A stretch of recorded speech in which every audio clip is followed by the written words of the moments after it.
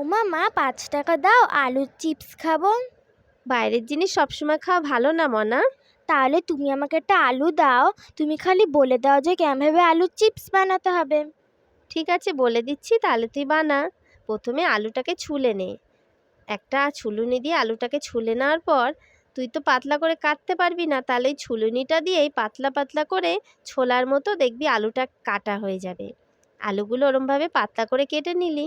এইবার গ্যাসের মধ্যে কিছুটা জল বসিয়ে দে, তার মধ্যে সামান্য হলুদ দিয়ে দে।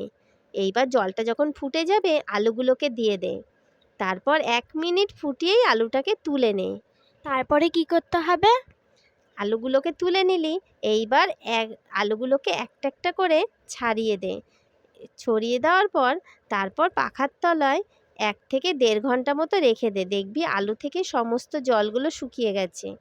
তারপর কড়াই গরম করে তার মধ্যে তেল দিয়ে আলুর চিপসগুলো এক এক করে দিয়ে ভেজে নে।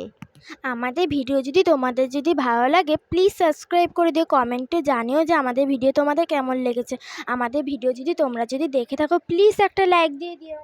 এবার সব আলুর চিপসগুলো ভাজা হয়ে গেল। এবার উপর দিয়ে বিট নুন আর লঙ্কার গুঁড়ো ছড়িয়ে ভালো করে মিশিয়ে নে। বাহ মা, একটা আলু দিয়ে তো অনেকগুলো আলুর চিপস হয়ে গেল। খেয়ে দেখি তো কেমন হয়েছে। বাহ, বেশ দারুণ হয়েছে তো মা।